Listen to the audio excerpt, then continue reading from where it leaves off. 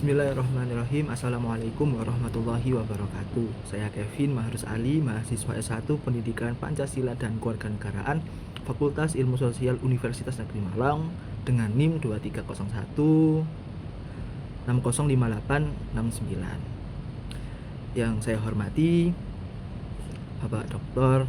Rosyid Al-Ato selaku pengampu mata kuliah Politik, Hukum, dan Perundang-undangan Offering B PPKN 2023. Hari ini saya akan menjawab pertanyaan ujian akhir dalam mata kuliah ini.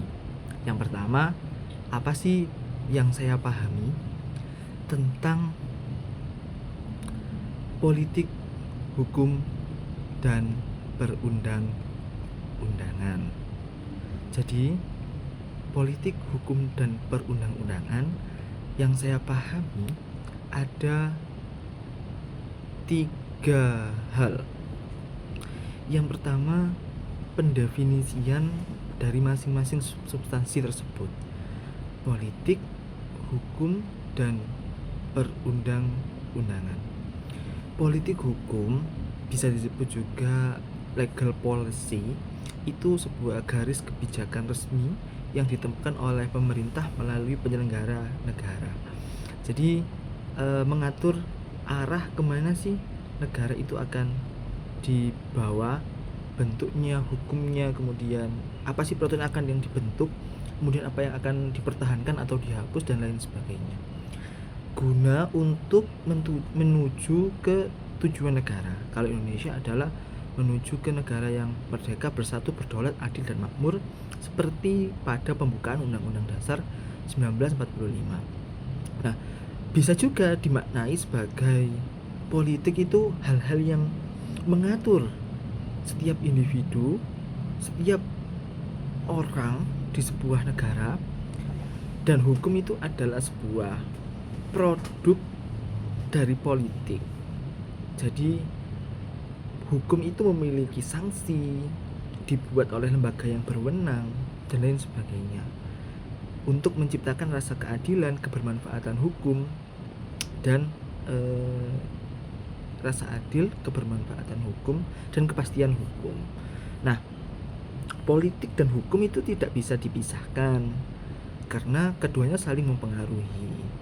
Politik itu diatur oleh hukum yang ada, dan hukum itu diciptakan oleh kekuasaan politik. Jadi misalnya politik diatur oleh hukum dalam hal apa? Misalnya dalam hal pemilihan presiden, pemilihan kepala negara, pemilihan gubernur, dan lain sebagainya. Itu adalah sebuah peristiwa politik yang diatur oleh undang-undang atau hukum KPU, Komisi Pemilihan Umum. Nah, kalau perundang-undangan itu adalah sebuah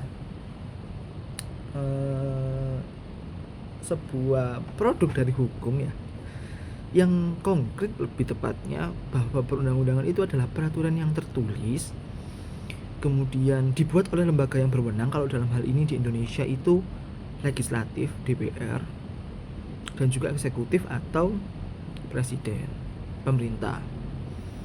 Kemudian di tingkat bawahnya lagi DPRD provinsi dan gubernur. Kemudian kalau di tingkat kota, DPRD kota, kabupaten, dan juga wali kota atau bupati, begitu. Itu tepatnya di peraturan perundang-undangan. Dan nanti produk-produknya juga berbeda-beda. Kalau di tingkat nasional disebut undang-undang produknya. Kalau di tingkat daerah disebut perda provinsi. Kalau di tingkat kabupaten berarti perda kabupaten atau kota. Itu adalah perundang-undangan. Nanti juga masih ada pembagian perundang-undangan. Nanti akan ada di beberapa soal berikutnya, ya. Kemudian soal yang kedua, politik dan hukum adalah dua hal yang saling mempengaruhi satu sama lain. Mengapa konfigurasi politik sangat mempengaruhi corak hukum? Mengapa juga ketentuan hukum sangat mempengaruhi konfigurasi politik? Berikan masing-masing contohnya. Nah, hukum dan politik ibarat dua mata sisi uang yang berbeda. Jadi dua sisi mata uang itu tidak bisa dipisahkan. Ada sisi A, sisi B, sisi gambar, sisi nominal misalnya, begitu. Jadi gak bisa dipisahkan. Karena saling mempengaruhi dan juga saling membatasi, saling membentuk pula. Profesor Mahfud MD mengemukakan teori bahwa hukum adalah produk politik, sehingga karakter hukum itu sangat bergantung pada karakter sistem politiknya. Contohnya saja saat masa Orde Lama, maka hukum yang tercipta pada masa tersebut itu cenderung otoriter gitu. Kemudian mengapa konfigurasi politik tadi ya mempengaruhi corak hukum? Hukum dalam hal ini undang-undang itu kan dibentuk oleh lembaga politik, yaitu DPR dan Presiden. Karena itu kepentingan politik para pembuatnya itu juga masuk dalam draft aturan tersebut. Jika politiknya demokratis, maka produk hukum yang tercipta juga akan demokratis, responsibel, kemudian mengatur banyak orang, populistik ya, mengatur banyak populasi secara mayoritas, mencerminkan aspirasi rakyat, keinginan rakyat, dan memberikan ruang partisipasi yang jelas bagi kekuasaan rakyat. Bentar, cahayanya terlalu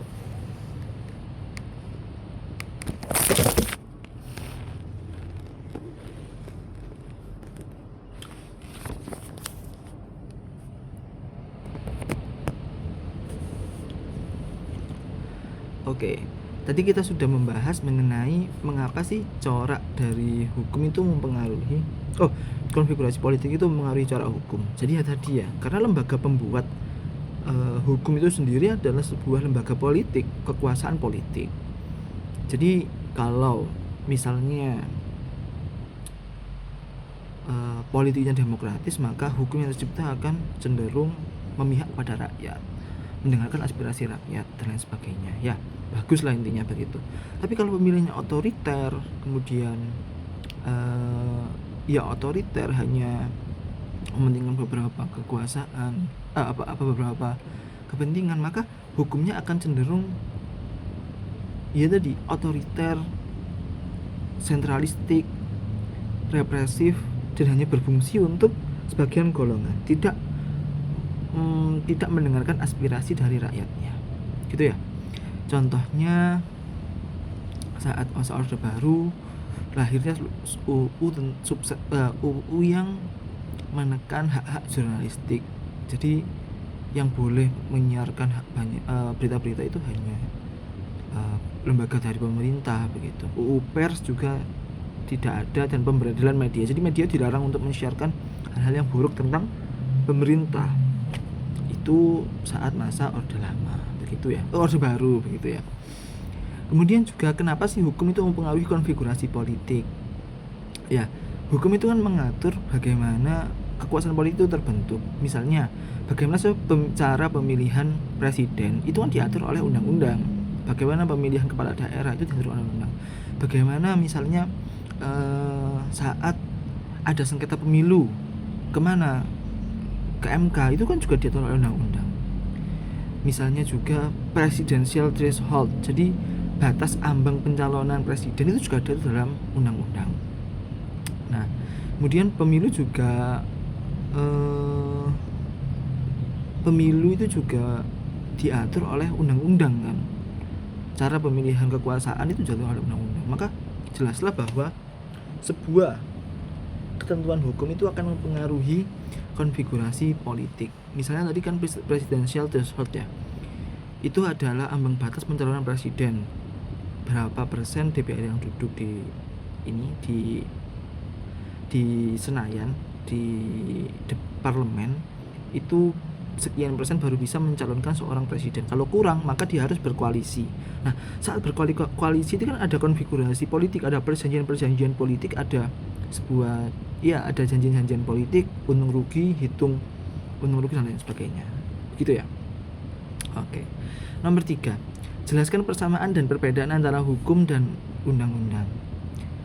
Secara umum persamaannya adalah keduanya sama-sama merupakan norma yang mengatur hidup manusia.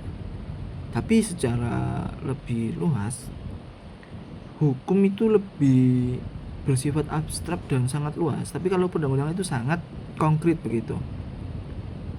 Jadi misalnya dalam cakupan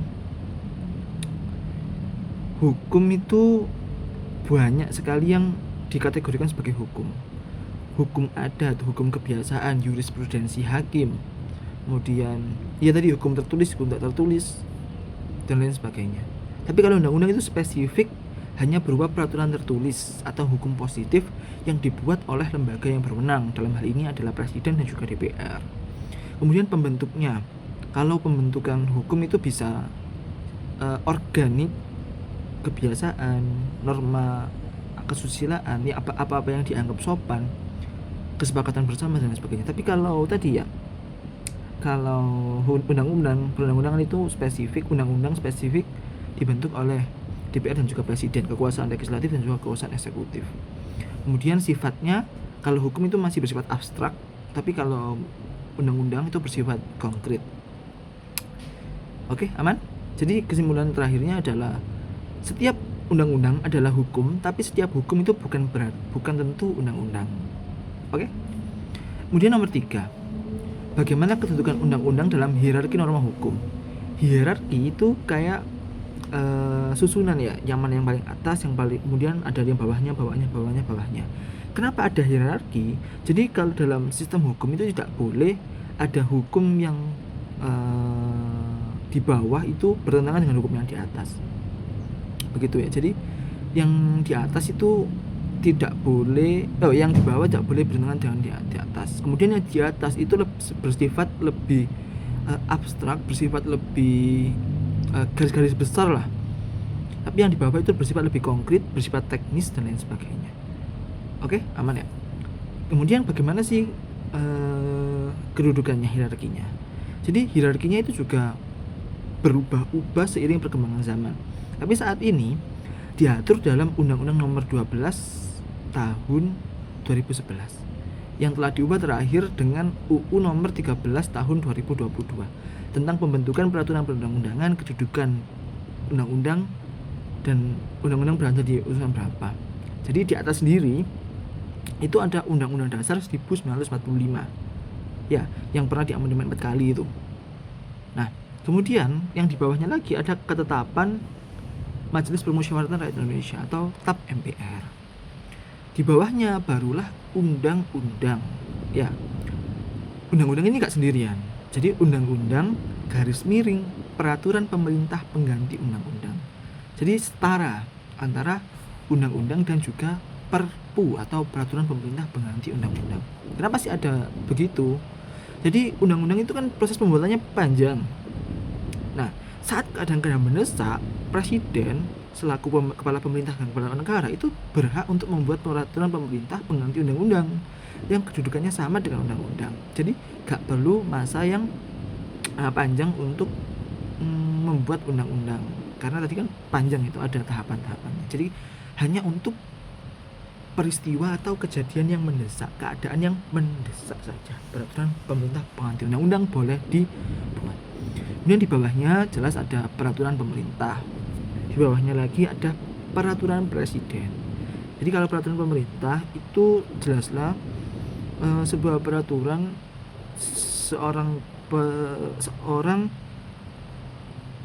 presiden itu sebagai kepala pemerintahan, gitu ya. Kemudian ada peraturan presiden, di bawahnya lagi ada peraturan pemerintah daerah provinsi, dan juga ada peraturan pemerintah daerah kabupaten atau kota. Oke.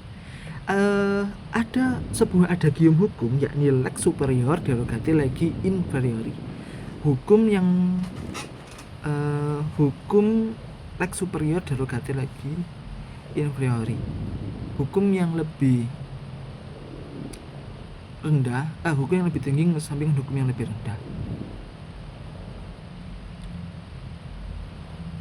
Ya begitu, insya Allah begitu. Lex superiori derogati legi inferiori, hukum yang lebih superior mengesampingkan hukum yang lebih inferior, dan hukum yang inferior atau hukum yang lebih rendah tidak boleh bertentangan dengan hukum yang lebih tinggi. Itu kayaknya lebih tepatnya ya. Oke. Kemudian saat undang-undang itu tidak atau bertentangan dengan undang-undang dasar atau undang-undang di atasnya, itu ada dua cara untuk mengubahnya atau ya membuat undang-undang tersebut batal lah begitu. Jika itu adalah undang-undang, itu diujinya atau judicial review-nya itu ke Mahkamah Konstitusi. Mahkamah Konstitusi. Jadi undang-undang itu diuji dengan undang-undang dasar. Apakah undang-undang ini bertentangan sih dengan undang-undang dasar yang sudah ada? Itu diujinya di Mahkamah Konstitusi. Tapi kalau undang-undang di bawahnya, peraturan presiden, peraturan pemerintah, peraturan pemerintah daerah, peraturan peraturan pemerintah kabupaten kota, itu jika bertentangan dengan undang-undang, itu di judicial review-nya, diujinya itu di Mahkamah Agung. Jadi beda ya. Kalau undang-undang ke UUD itu Mahkamah Konstitusi, kalau undang-undang di bawahnya UU itu diujinya ke Mahkamah Agung. Itu kekuasaan yudikatif ya. Gitu. Kemudian nomor 5, materi muatan yang bagaimanakah yang harus diatur dalam undang-undang. Nah, tidak semua peraturan itu boleh diatur dalam undang-undang, tapi jelas sudah sudah paten atau diatur juga dalam undang-undang bahwa menurut pasal 10 Undang-Undang Nomor 12 Tahun 2011, materi muatan yang wajib diatur dalam undang-undang itu meliputi yang pertama, hak asasi pengaturan lebih lanjut tentang Undang-Undang 1945. Jadi 1945 Undang-Undang UUD 1945 itu kan bersifat dasar banget ya, abstrak banget, nilai-nilai yang bukan konkret lah, bukan teknis begitu. Dasar banget lah, namanya juga undang-undang dasar ya, dasar banget. Nah, hal-hal yang dasar ini harus dikonkretkan, maka dibentuklah undang-undang. Jadi undang-undang dasar itu mengamanatkan kepada undang-undang untuk diatur, dan tidak boleh tentunya peraturan yang udah diamanatkan kok bertentangan dengan undang-undang di atasnya, itu nggak boleh ya. Makanya tadi ada judicial review. Oke. Jadi misalnya hak asasi manusia, wilayah negara, kewarganegaraan itu kan diatur oleh undang-undang dasar. Tapi peraturan teknisnya, peraturan lebih lanjutnya itu diatur oleh undang-undang. Oke. Kemudian pemilihan presiden juga itu nanti tata caranya diatur oleh undang-undang gitu. Jadi kak ya ada tapi teknis kan lebih panjang lagi, itu diatur oleh undang-undang. Oke. Kemudian yang kedua adalah perintah suatu undang-undang. Jika suatu undang-undang itu secara eksplisit mendelegasikan agar suatu hal itu diatur oleh undang-undang yang baru, maka undang-undang itu harus membuat lagi begitu. Jadi gak semua itu bisa masuk dalam satu undang-undang yang sama. Jadi nanti ada undang-undang yang juga mengamanatkan kepada undang-undang yang lain, begitu ya. Kemudian pengesahan perjanjian internasional atau traktat. Jadi saat Indonesia melakukan perjanjian internasional dengan misalnya negara, dengan organisasi internasional dan lain-lain, itu perjanjian tersebut harus diratifikasi atau dibuatkan undang-undang yang baru di Indonesia, diatur atau dibuat peraturan yang baru oleh undang-undang. Jadi itu diatur oleh undang-undang gitu ya, karena kekuasaan politik luar negeri itu adalah di pemerintah pusat. Jadi pemerintah daerah itu gak boleh memiliki kekuasaan hubungan luar negeri, itu tidak ada, tidak boleh, tidak diperkenankan, dan sudah diatur juga oleh undang-undang bahwa pemerintah melalui Kementerian Luar Negeri atau Kemenlu itu yang nanti berhubungan dengan urusan luar negeri Indonesia, begitu ya. Oke. Kemudian yang terakhir, tindak lanjut atas putusan Mahkamah Konstitusi. Jadi saat Mahkamah Konstitusi mengatakan bahwa undang-undang sekian bertentangan dengan undang-undang dasar, maka pemerintah harus membuat undang-undang baru yang mengganti undang-undang yang lama yang bertentangan tadi. Begitu pula misalnya ada sebuah hukum yang diamanatkan oleh Mahkamah Konstitusi untuk dibentuk melalui undang-undang, maka pemerintah harus DPR, legislatif dan juga eksekutif harus membuat undang-undang yang baru yang diamanatkan oleh Mahkamah Konstitusi. Tindak lanjut atas putusan Mahkamah Konstitusi, karena Mahkamah Konstitusi itu tidak berhak membuat undang-undang, dia hanya berhak untuk memutuskan saja. Jadi kekuasaan membuat undang-undang, baik undang-undang dasar, undang-undang, peraturan undang-undang, peraturan pemerintah, peraturan presiden dan lain sebagainya, itu yang berhak itu adalah kekuasaan legislatif dan eksekutif. Yudikatif tidak berhak. Yudikatif hanya berhak untuk menguji undang-undang, menguji peraturan gitu ya, memutuskan sudah. Oke? Aman. Kemudian terakhir adalah pemenuhan kebutuhan hukum dalam masyarakat. Nah, ini yang berasal dari masyarakat, partisipasi masyarakat, kemudian keinginan masyarakat itu seperti apa, dibentuklah sebuah undang-undang yang mengakomodasi hal tersebut. Misalnya penetapan pajak dan lain sebagainya ya. Oke. Sekarang nomor 6. Salah satu azas yang paling penting dalam pembentukan undang-undang adalah azas partisipasi masyarakat.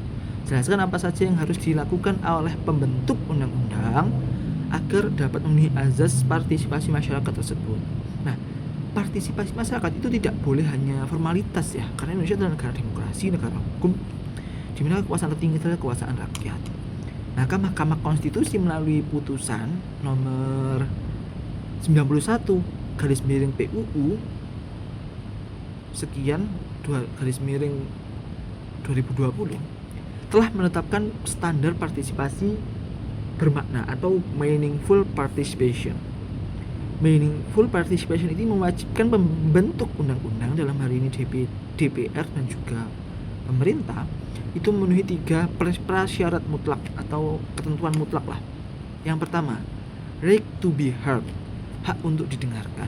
Jadi pembentuk undang-undang harus membuka ruang untuk masyarakat itu berbicara dan didengar oleh para wakilnya ini dengan ruang dengar pendapat umum. Biasanya ada rapat dengar pendapat umum, RDPU, rapat dengar pendapat umum ya, RDPU.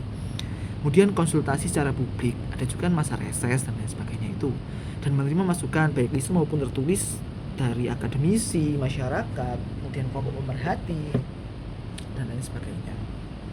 Oke.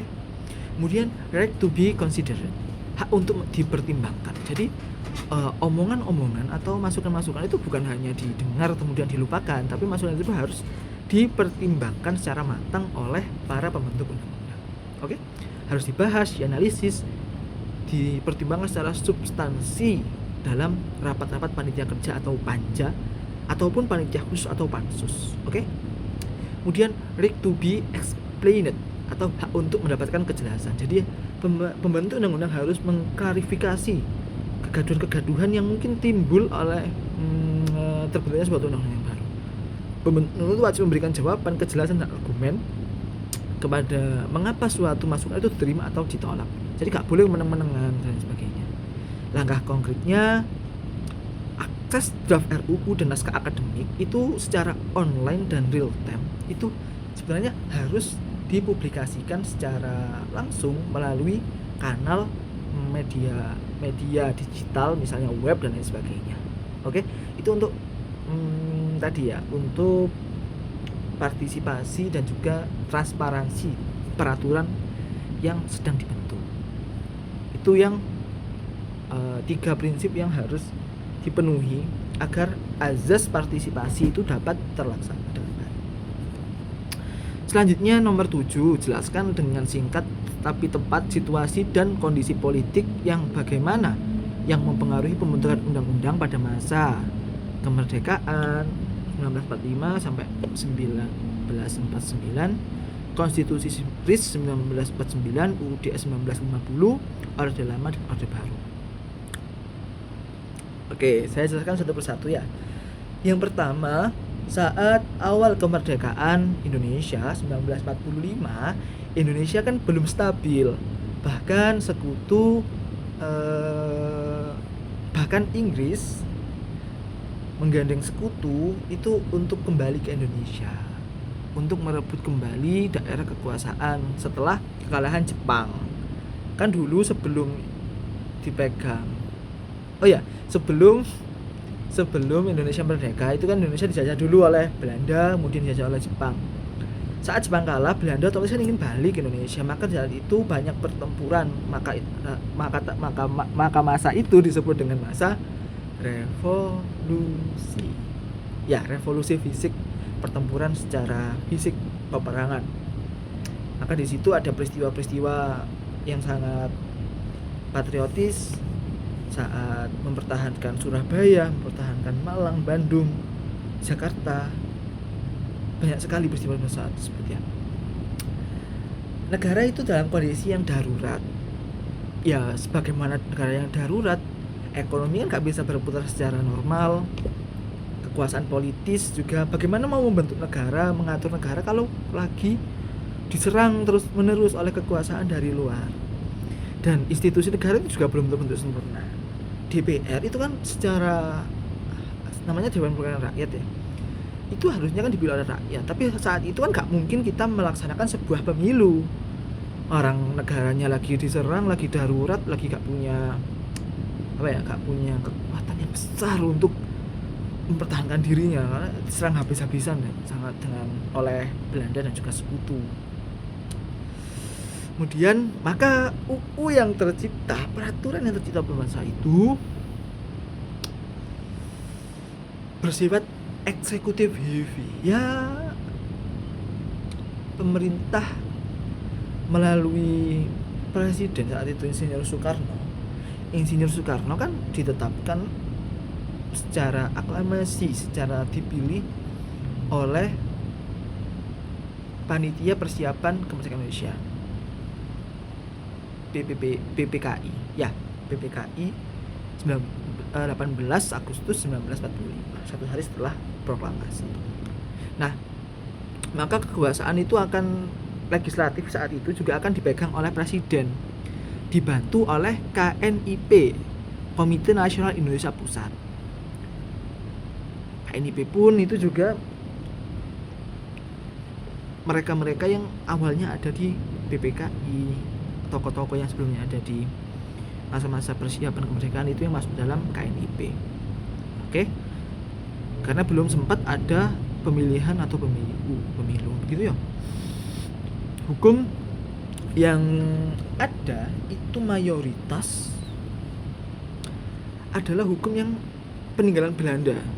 Jadi dalam peraturan itu ada namanya peraturan peralihan. Salah satunya adalah segala peraturan yang ada masih tetap berlaku sampai diundangkannya peraturan yang baru. Begitu pula dengan segala institusi yang ada juga tetap berfungsi sebagaimana mestinya sampai dibuat institusi yang baru begitu. Oke? Itu kenapa kok gitu?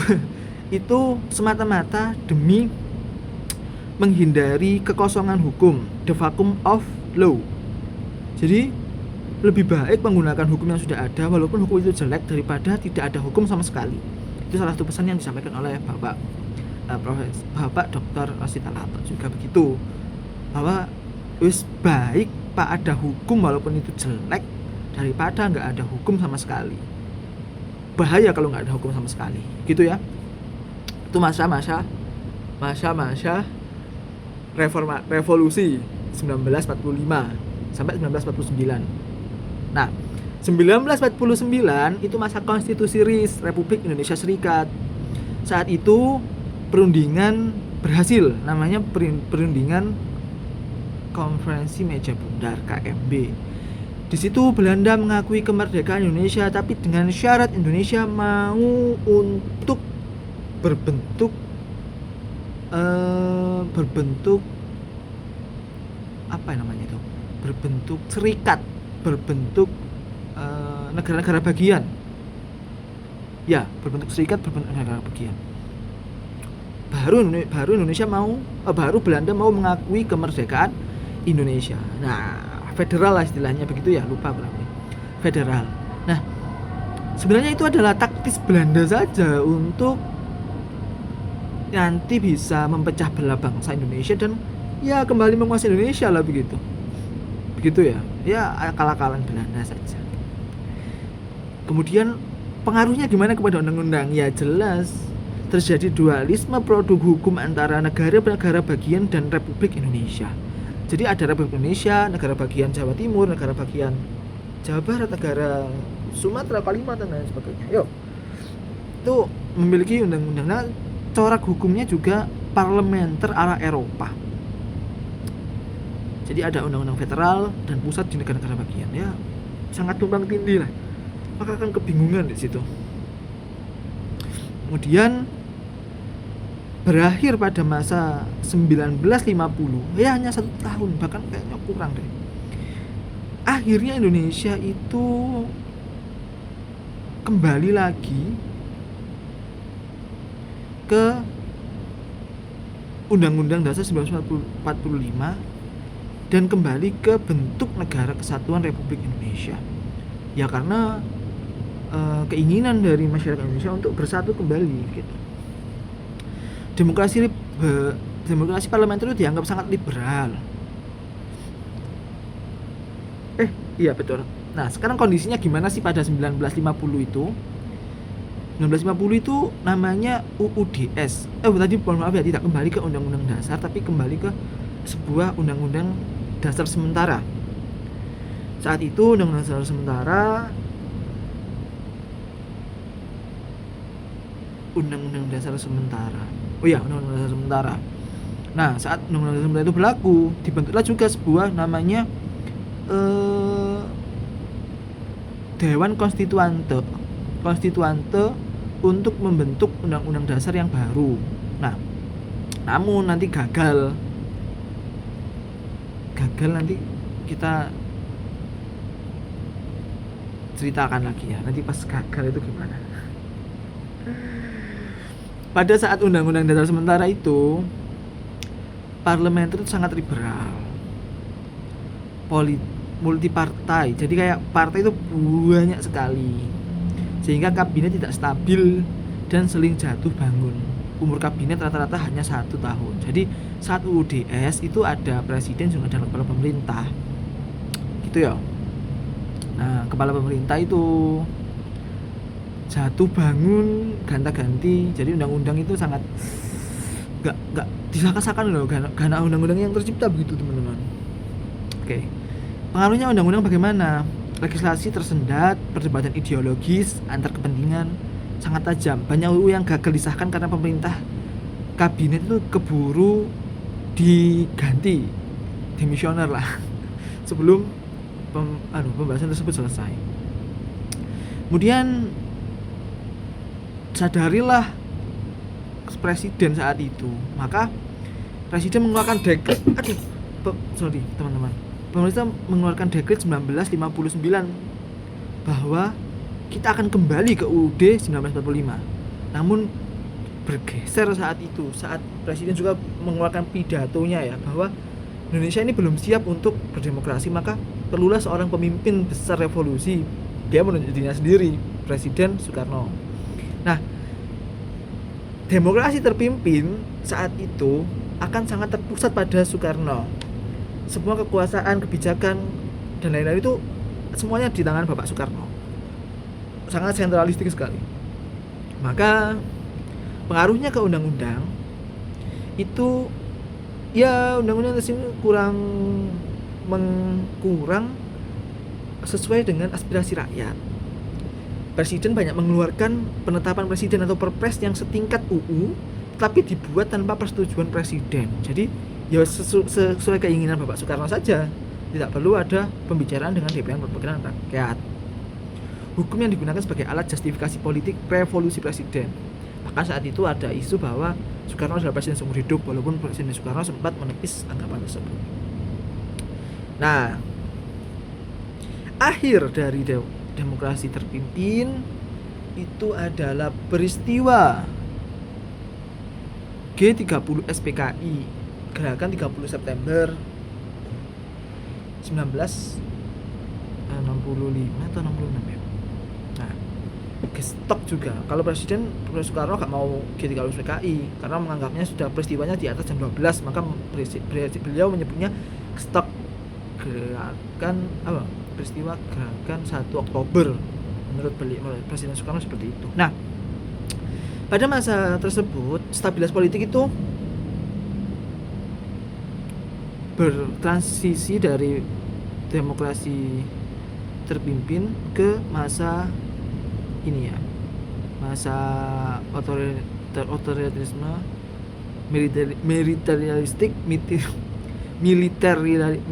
militeristik seorang Jenderal Besar Soeharto. Kalau Soekarno itu kan sipil, Soeharto itu militer. Stabilitas politik pada masa itu kan panjang, masa Orde Baru ya, 1966 sampai 1998. Awal-awal itu bagus karena awalnya itu saat presiden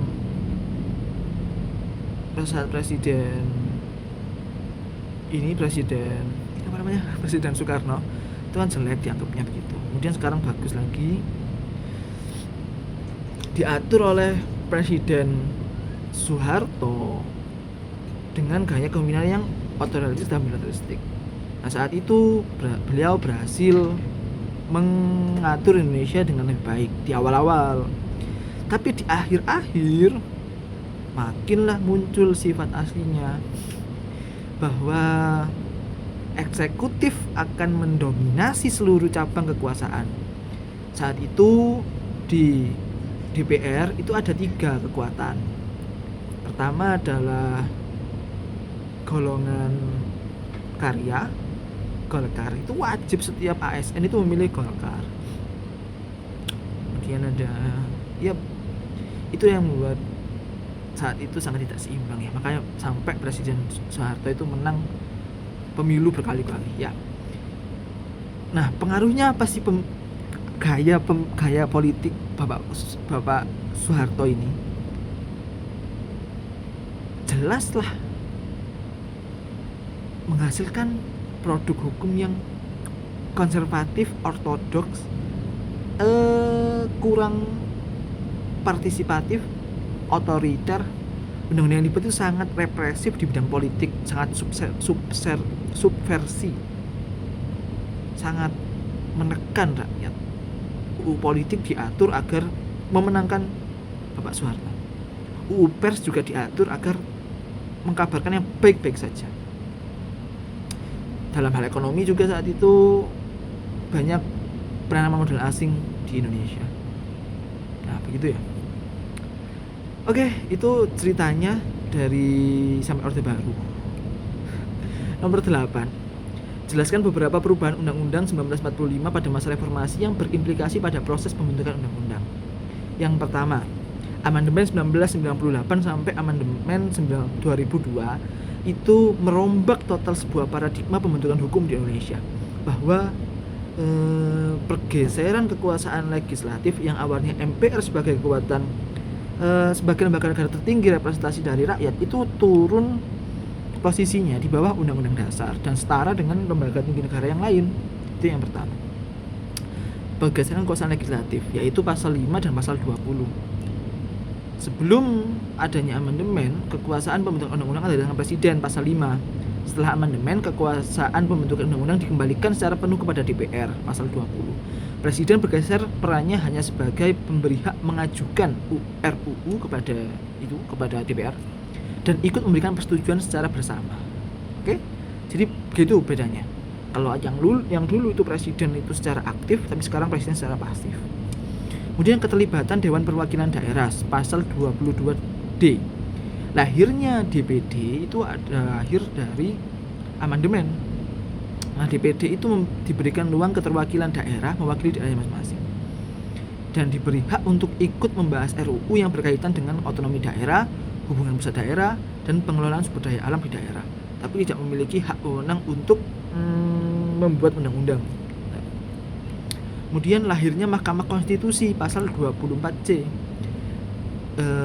MK hadir sebagai the guardian of the constitution, jadi pengawal konstitusi, agar undang-undang yang tercipta, undang-undang yang dibuat itu tidak bertentangan dengan undang-undang dasar sebagai undang-undang tertinggi, sebagai hukum tertinggi di suatu negara.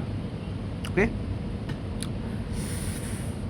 Nomor 9, jelaskan kelemahan apa saja yang ada dalam pembentukan undang-undang pada masa reformasi sekarang. Walaupun secara institusional pembentukan undang-undang saat ini itu sudah dianggap ya final ya baik dan tidak ada rencana-rencana untuk merubahnya, tapi dalam praktik legislasi pasca reformasi itu memiliki beberapa kelemahan. Bahkan kelemahan-kelemahan itu secara praktis kita rasakan.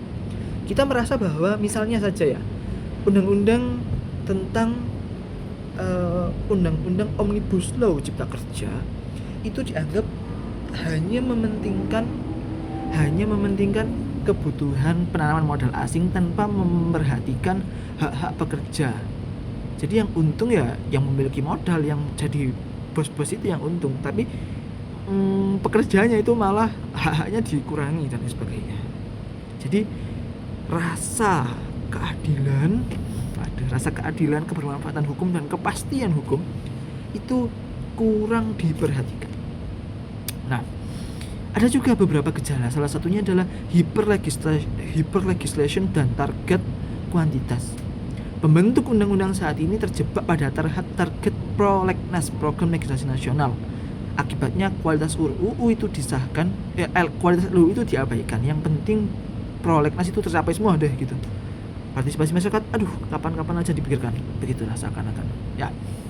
Kemudian tidak bisa dipungkiri bahwa politik saat ini adalah politik transaksional dan pengaruh oligarki.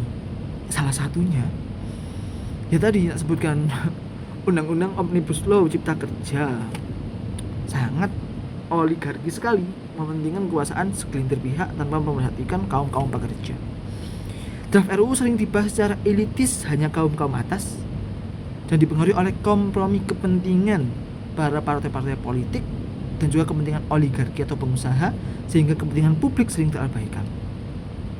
Kemudian ada pelanggaran azas partisipasi bermakna, seperti yang saya sebutkan tadi, bahwa banyak UU yang kontroversial hari ini disahkan tergesa-gesa, kayak kejar tayang lah, minim transparansi dan minim pelibatan masyarakat dalam pembentukannya. Dan yang terakhir, disharmoni dan tumpang tindih karena ego sektoral dan komisi di DPR sering lahir undang-undang aturannya saling bertentangan satu sama lain sehingga menyulitkan implementasi di lapangan. Itu mungkin sedikit ya. Nah, apa yang salah? Menurut saya salah satu hal yang sangat mempengaruhi adalah sistem partai politik di Indonesia. Partai politik hari ini tak lebih dari sekedar kekuasaan keluarga dan juga segelintir pihak untuk melanggar kekuasaan. Padahal inti dari partai politik adalah sebagai penampung aspirasi rakyat, keinginan ideologis rakyat. Tapi saat ini kita lihat saja dalam hal pemilihan ketua umum.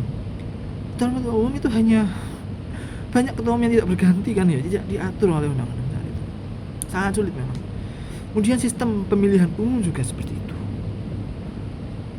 Biaya kampanye yang lebih tinggi saat ini itu mengharuskan setiap calon itu harus berkompromi dengan pemilik modal, sehingga nanti saat dia terpilih maka akan ada imbal balik, akan ada sebuah transaksional, ada sebuah janjian lah. Nanti kalau terpilih, sekarang kamu tak bantu deh sekian miliar, sekian triliun tak bantu untuk memenangkan kamu. Nanti kamu politik uang deh, kamu kasih uang ke setiap calon pemilihmu agar kamu menang.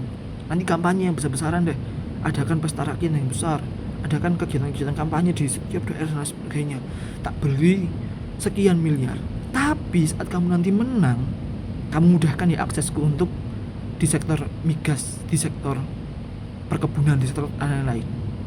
Ada itu namanya transaksional. Jadi ada janji-janji politik di situ. Itulah yang bisa dikatakan sebagai salah satu penghambat kenapa Indonesia kok tidak maju-maju ya, seperti itu. Selain itu korupsi, kolusi dan nepotisme juga sangat mempengaruhi. Nah, semoga memang kedepannya Indonesia bisa lebih baik dalam hal bernegara ya, berbangsa dan bernegara. Mungkin itu saja dari saya. Saya Kevin Marus Ali, mohon maaf apabila ada salah kata dan perbuatan dalam hal penyampaian tugas ujian akhir ini. Saya berterima kasih kepada Bapak Dr. Rashid Alato atas ilmu yang telah diberikan kepada saya selama saya berkuliah di Universitas Negeri Malang. selama saya menjalankan perkuliahan. Saya mohon maaf bila salah kata dan kekurangan. Semoga ilmu yang Bapak berikan kepada saya dapat bermanfaat untuk saya ke depannya. Semoga Bapak Atok dan keluarga juga selalu senantiasa diberikan kesehatan, kelimpahan rezeki dan kemudahan dimanapun Bapak Rasyid Atok berada. Semoga Bapak Rasyid Atok juga segera bisa dimudahkan promosi profesornya. Semoga tidak ada halangan yang tidak bisa dilewati. Sekian dari saya. Wabillahi taufiq wal hidayah. Wassalamualaikum warahmatullahi wabarakatuh.